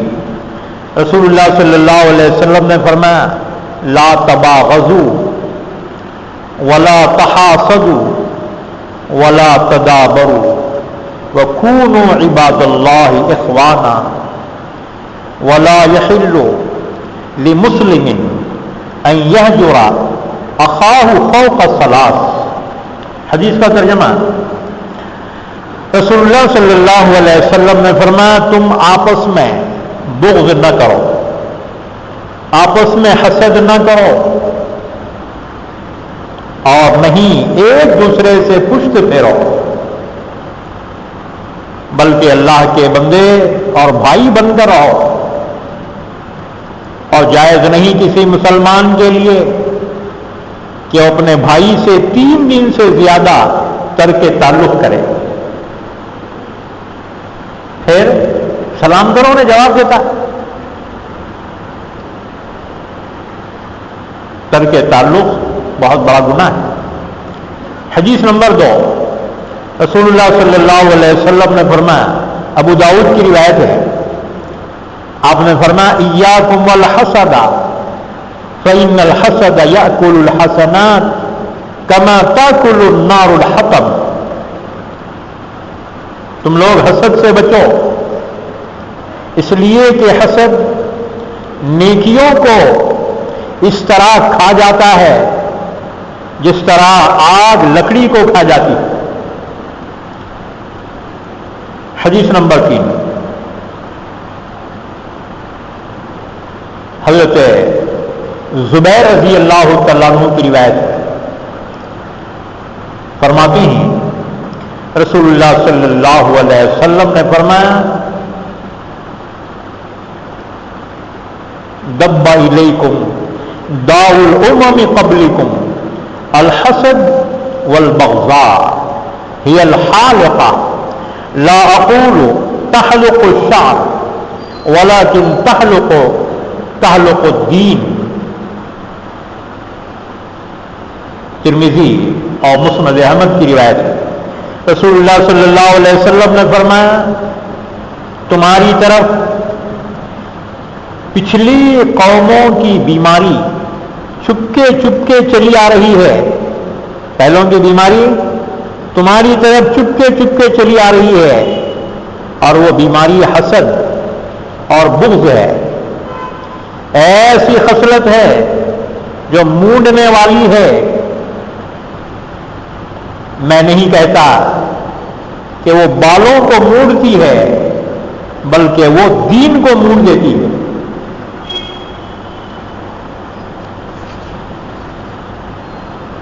تو اللہ تعالیٰ نے فرمایا یہودیوں کو حسد ہو گیا. انجام کیا ہے ان کافروں کا انجام؟ ان الذین کفروا بآیاتنا سوف نصلیہم نارا، جنہوں نے ہماری آیتوں کا انکار کیا، ہمارے احکامات کو نہ مانا، ان قریب ہم ان کو داخل کریں گے جہنم کی آگ میں.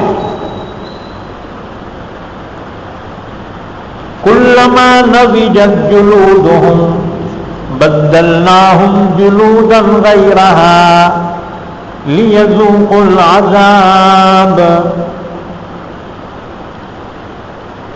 جب جب بھی جہنم کی آگ ان کی چمڑی کو جلا دے گی تو فوراً ہم دوسری چمڑی بدل دیں گے. اور یہ اس لیے ہوگا تاکہ وہ جہنم کی سزا بھگتتے رہے. اس سلسلے میں مزید تفصیلات.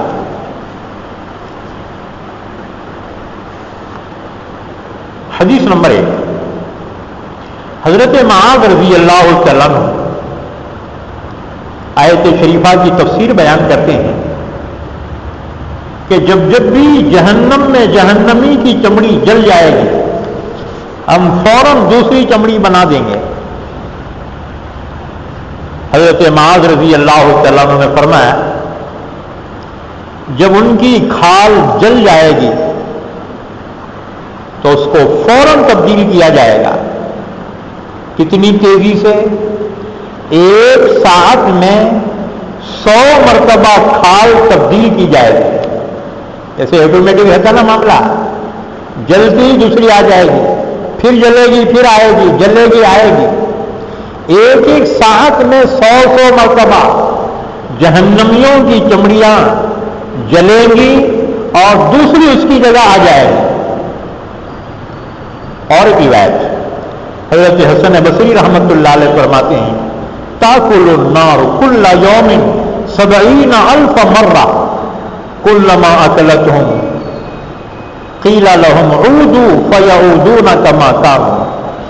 بیہقی کی روایت ہے کہ آگ جہنم کی ایک دن میں 70,000 مرتبہ ان کو کھائے گی.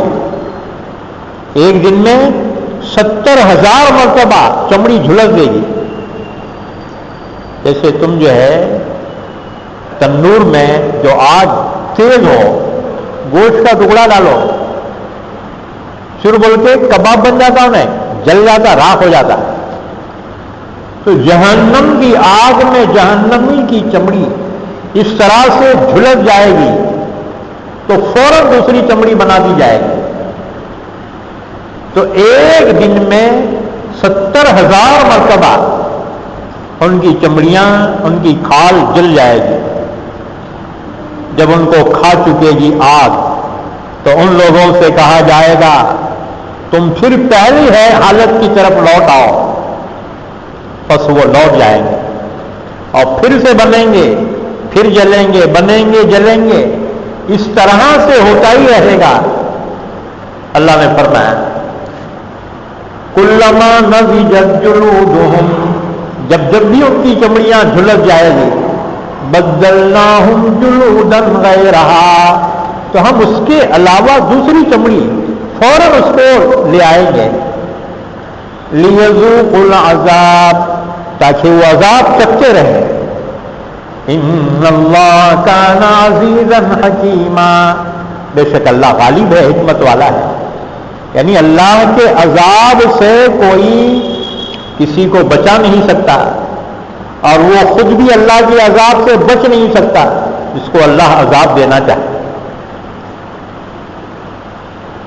والذین آمنوا وعملوا الصالحات، اور جو لوگ ایمان لائے اور نیک عمل کیے سندخلہم جنات تجری من تحتها الانہار، ایمان والوں کے لیے اللہ کے یہاں کیا کیا انعامات ہیں؟ اللہ نے فرمایا ہم داخل کریں گے ان کو ایسی جنتوں میں کہ جن کے نیچے، جن کے محلوں کے نیچے، جن کے باغات کے دامن میں نہریں جاری ہیں. خالدین فیہا ابدا، وہ ان میں ہمیشہ ہمیشہ رہیں گے. وہاں کی نعمتیں کبھی ختم نہیں ہوں گی اور وہاں سے کوئی نکالے نہیں جائیں گے اور نہ خود نکلنا چاہیں گے. لہم فیہا ازواج مطہرۃ، ان کے لیے، جنتیوں کے لیے جنتوں میں پاکیزہ بیویاں ہوں گی. کیا مطلب؟ ظاہری گندگیوں سے بھی پاک ہوگی اور دلی گندگیوں سے بھی پاک ہوگی. حدیث پاک میں رسول اللہ صلی اللہ علیہ وسلم نے فرمایا، حاکم کی روایت ہے، ابو سعید خدری رضی اللہ تعالیٰ عنہ فرماتے ہیں رسول اللہ صلی اللہ علیہ وسلم نے فرمایا جنت کی عورتیں پاک ہوں گی، یعنی حیض و نفاس سے پاک ہوں گی، بول و براز سے پاک ہوں گی، پیشاب پاخانے سے پاک ہوں گی، ناک میں بہنے والی قدورت سے پاک ہوں گی. تو اللہ تعالیٰ نے فرمایا ایسی پاکیزہ بیویاں وہاں دی جائے گی جنت میں. عورتوں کیا ملیں گے؟ ان کے شوہر. اگر جنتی ہیں دونوں بھی تو دونوں جنت میں ایک جگہ رہیں گے اور اللہ ان کے دلوں میں ایک دوسرے کے لیے انتہائی محبت کو ڈال دے گا. اور اگر دنیا میں نکاح نہیں ہوا تھا تو پھر جنت میں جنتیوں سے نکاح کیا جائے گا. دنیا میں جو انتقال کر گئے غیر شادی شدہ، جنت میں وہاں نکاح ہوں گے. دنیا میں جو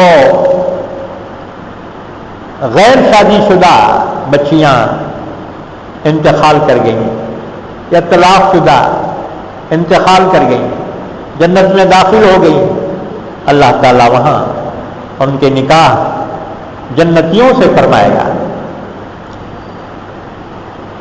وَنُدْخِلُهُمْ ظِلًّا ظَلِيلًا، اور ہم ان کو داخل کریں گے گھنی چھاؤں میں. حدیث مبارکہ میں ہے جنت میں جو درخت ہوں گے ان کی چھاؤں بڑی گھنی ہوگی. ایک درخت ایسا ہوگا کہ سوار اس کے نیچے چلے گا. بخاری مسلم کی حدیث سن لو، رسول اللہ صلی اللہ علیہ وسلم نے فرمایا ان فی الجنۃ شجرۃ یسیر الراکب فی ظلها 100 عام ما یقطعها اقرؤوا ان شئتم وظل ممدود.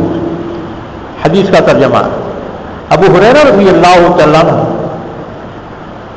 رسول اللہ صلی اللہ علیہ وسلم سے نقل فرماتے ہیں کہ حضور صلی اللہ علیہ وسلم نے فرمایا یقیناً جنت میں ایک ایسا درخت ہے کہ جس کے سائے کو ایک سوار 100 سال میں بھی طے نہ کر سکے گا.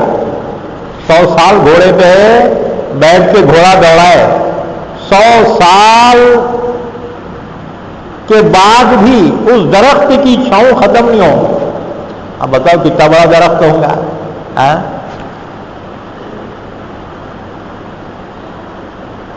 آپ نے فرمایا اگر تم چاہو تو یہ آیت تلاوت کرو، وَظِلٍّ مَّمْدُودٍ. اسی طرح سے ربیع بن انس نے آیت کی تفسیر بیان کی کہ ظِلًّا ظلیلا کی تفسیر میں فرمایا ہوا ظل العرش الذی لا یزول، وہ اللہ کے عرش کا سایہ ہوگا جنت پر، کبھی ختم نہیں ہوگا. اللہ ایسی جنت میں داخل فرمائے گا ان لوگوں کو جو ایمان لائے ہیں اور نیک عمل کرنے والے ہیں. اس کے بعد پھر فرمایا ان اللہ یأمرکم ان تؤدوا الامانات الی اہلها، بے شک اللہ تمہیں حکم دیتا ہے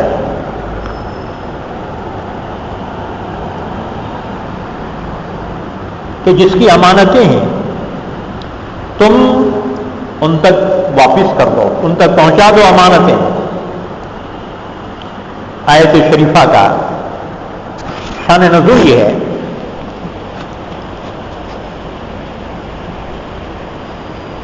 کہ رسول اللہ صلی اللہ علیہ وسلم ہجرت سے پہلے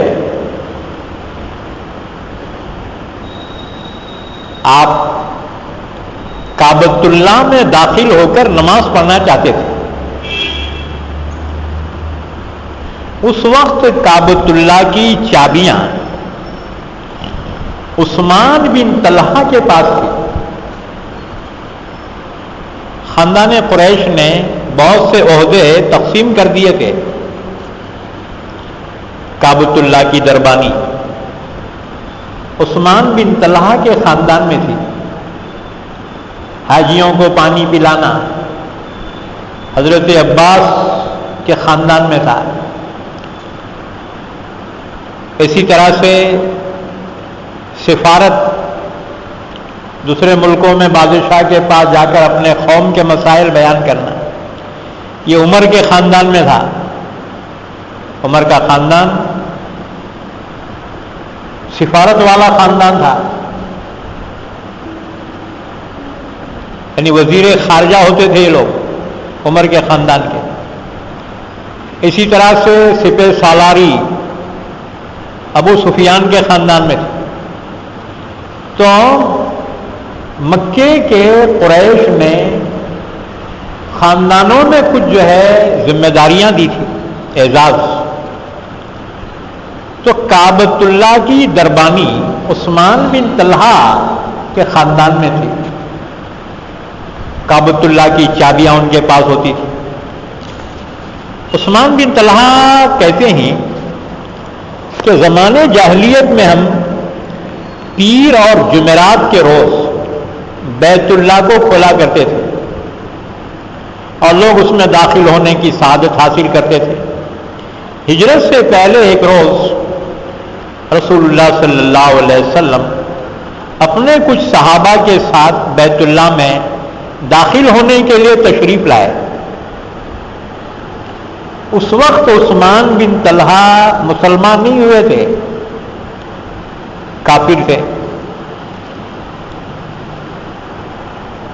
انہوں نے رسول اللہ صلی اللہ علیہ وسلم کو کعبے میں داخل ہونے سے روک دیا کہ تم اندر نہیں جا سکتے کعبے میں، دشمنیاں چڑھے تھے نا جی۔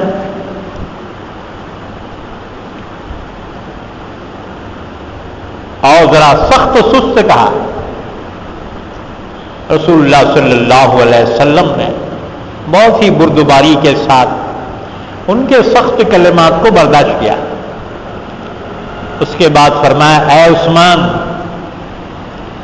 شاید تم ایک روز بیت اللہ کی کنجی میرے ہاتھ میں دیکھو گے،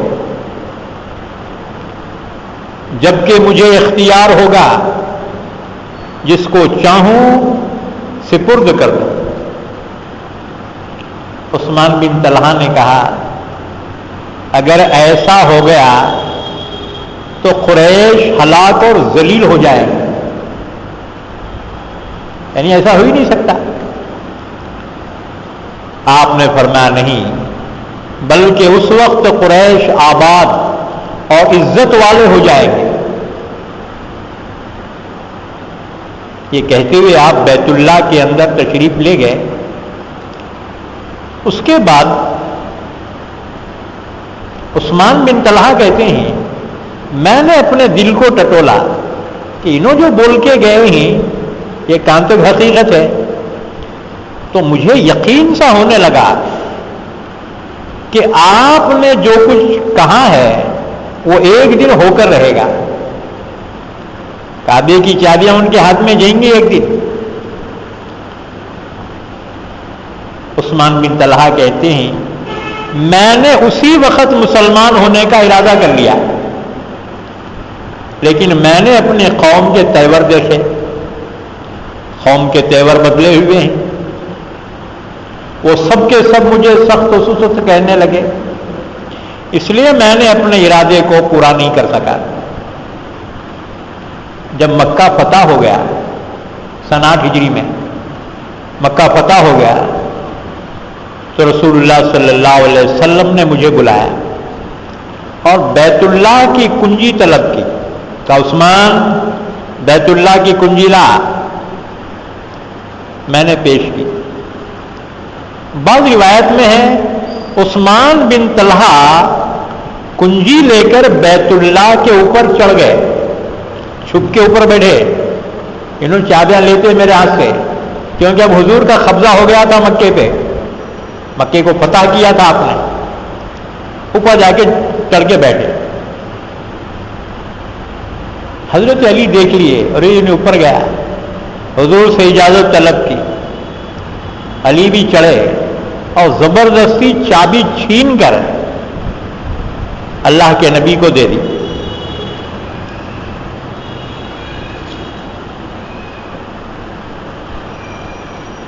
آپ صلی اللہ علیہ وسلم نے بیت اللہ کو کھولا، صفائی کروائی، بیت اللہ میں داخل ہوئے، نماز شکر ادا فرمائی، باہر تشریف لائے تو مجھے بلایا اور بلا کر بیت اللہ کی چابیاں میرے حوالے کی، کہا عثمان یہ بیت اللہ کی کنجی لے لے، اب یہ کنجی ہمیشہ تمہارے ہی خاندان کے پاس قیامت تک رہے گی، جو شخص تم سے یہ کنجی لے گا وہ ظالم ہوگا۔ مقصد یہ تھا کہ کسی دوسرے شخص کو اس کا حق نہیں کہ تم سے یہ کنجی لے لے۔ اس کے ساتھ یہ ہدایت فرمائی کہ بیت اللہ کی خدمت کے صلے میں تمہیں جو مال مل جائے اس کو شرعی قاعدے کے موافق استعمال کرو۔ عثمان بن طلحہ کہتے ہیں کہ جب یہ میں کنجی لے کر خوشی خوشی چلنے لگا تو آپ نے مجھے پھر آواز دی اور فرمایا، کیوں عثمان، جو بات میں نے کہی تھی وہ پوری ہوئی یا نہیں ہوئی؟ ہجرت سے پہلے بولا تھا نا شاید یہ کنجی میرے ہاتھ میں تم دیکھو گے اور میں جس کو چاہوں اس کو میں دے دوں۔ عثمان بن طلحہ کہتے ہیں اب مجھے وہ بات یاد آ گئی جو حضور نے ہجرت سے پہلے فرمائی تھی کہ ایک روز تم یہ کنجی میرے ہاتھ میں دیکھو گے۔ میں نے عرض کیا بے شک آپ کا ارشاد پورا ہوا، اور اسی وقت عثمان بن طلحہ نے کلمہ پڑھا اور مسلمان ہو گئے۔ حضرت عمر فاروق کی روایت ہے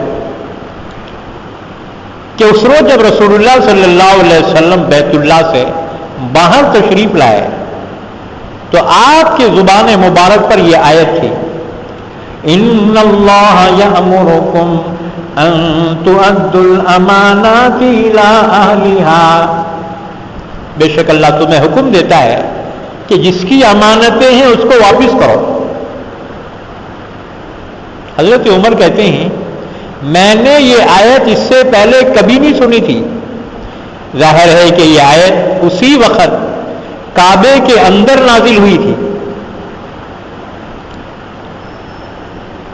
اسی آیت کی تعمیل میں حضور صلی اللہ علیہ وسلم نے دوبارہ عثمان بن طلحہ کو بلا کر کنجی ان کے سپرد کی، کیونکہ آپ نے عثمان بن طلحہ سے ہی یہ کنجی لی تھی، یہ امانت تھی۔ اللہ نے فرمایا جس کی امانت ہے اس کو واپس لوٹا دو۔ عثمان بن طلحہ نے دیتے ہوئے بھی یہ کہا تھا کہ میں یہ امانت آپ کے سپرد کر رہا ہوں، اگرچہ ضابطے سے وہ نہیں کہہ سکتے تھے کہ حضور فاتح تھے، فاتح کو اختیار ہوتا ہے، لیکن وہ صورتاً امانت کو بھی قرآن نے امانت ہی کہا، تو آیت شریفہ نازل ہوئی۔ اچھا، اور ایک روایت، رسول اللہ صلی اللہ علیہ وسلم کے ہاتھ میں کعبے کی چابی ہیں، عثمان بن طلحہ مایوس کھڑے ہیں، اتنے میں حضرت عباس نے عرض کیا یا رسول اللہ، آپ کے چچا نے کہ حاجیوں کو پانی پلانے کی خدمت ہمارے ذمہ ہے، یہ چابیاں ہمارے کو دے دو، یہ خدمت بھی ہم کو مل جائیں گی۔ حضرت علی نے عرض کیا رسول اللہ، یہ چابیاں میرے کو دو، لیکن اللہ کے نبی نے ان کو نہ دے کر عثمان بن طلحہ کو دی۔ اللہ نے آیت شریفہ نازل فرمائی، ان اللہ یأمرکم ان تؤدوا الامانات الی اہلها۔ اگرچہ آیت مخصوص واقعے میں نازل ہوئی، لیکن اس کا حکم عام ہے، ہر امانت کو شامل ہے، جس کی امانت ہے اس کو ادا کرو، اللہ یہی حکم دیتا ہے۔ وَإِذَا حَكَمْتُمْ بَيْنَ النَّاسِ أَن تَحْكُمُوا بِالْعَدْلِ، اور جب تم لوگوں کے درمیان فیصلہ کرو، حاکم بن جاؤ، تو پھر فیصلہ کرو انصاف کے ساتھ، منہ دیکھ کے فیصلے نہیں۔ ان اللہ نعم ما یعظکم بہ، بے شک اللہ تمہیں بہترین چیز کی نصیحت فرماتا ہے اس کے ذریعے۔ ان اللہ کان سمیعا بصیرا، بے شک اللہ سننے والا ہے، دیکھنے والا ہے۔ اللہ ہم سب کو قرآن پاک سمجھنے کی، عمل کرنے کی توفیق عطا فرمائے۔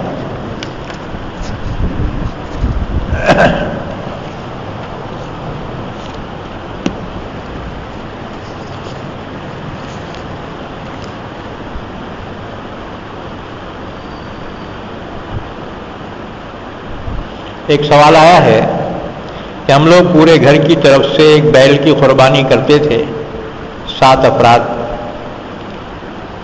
گھر کے، اب حالات الگ ہو گئے ہیں، تو بیل کے بجائے ایک بکرا قربان کر سکتے ہیں کیا؟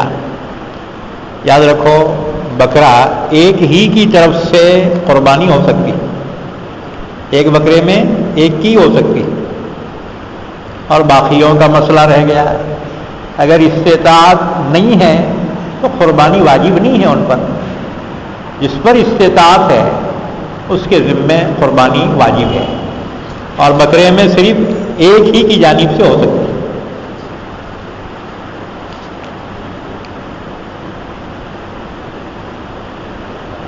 سوال ہے، موسیٰ علیہ السلام کا جو عصا ہے اب کہاں ہے؟ کیا ہے کہ بھی ہمارے کو تو نہیں معلوم، جب معلوم ہو جائے گا تو ہم بتا دیں گے کہاں ہے وہ، اب جس کو لانے کا ہے ہمارے تو علم میں نہیں ہے اس وقت کہاں ہے۔ انبیاء کرام کے بہت سے تبرکات حالات اور زمانے کے حوادثات سے وہ بہت سے جو ہے ضائع ہو گئے ہیں، کوئی ہونا کوئی ضروری لازم نہیں ہے، لہذا معلومات کے لیے اگر کسی نے پوچھا ہے، جب ہمیں معلومات ہوں گی تب ہم جواب دیں گے۔ لا علمی سے، لا علمی بہتر ہے غلط علمی سے، اس لیے اس سلسلے میں معذرت خواہ ہے۔ درود شریف پڑھ لے، دعا کر لیں۔ اللہم صلی علی محمد وعلی آل محمد بارک وسلم۔ یا اللہ ہمارے گناہوں کو معاف فرما، خطاؤں سے درگزر فرما، ہم سب پہ رحم کا کرم کا معاملہ فرما، عفو کا عافیت کا معاملہ فرما۔ یا اللہ ہمارے مرحومین کی مغفرت فرما، ہمارے بیماروں کو شفاء کامل عطا فرما، پریشان حالوں کی پریشانی دور فرما، حاجت مندوں کی حاجت روائی فرما۔ یا اللہ بے اولادوں کو نیک اولاد سے نواز دے، ان کی جائز تمناؤں کو پوری فرما، بن بیاہی بچیوں کے نکاح کے فیصلے فرما، حاضرین مجلس اور حاضرات مجلس کی جائز تمنائیں دلی مرادوں کو پورا فرما، جب تک زندہ رکھ ہم تمام کو اسلام پر زندہ رکھ، خاتمہ ایمان پر فرما۔ صلی اللہ علی نبینا محمد وعلی آلہ وصحبہ اجمعین برحمتک یا ارحم الراحمین۔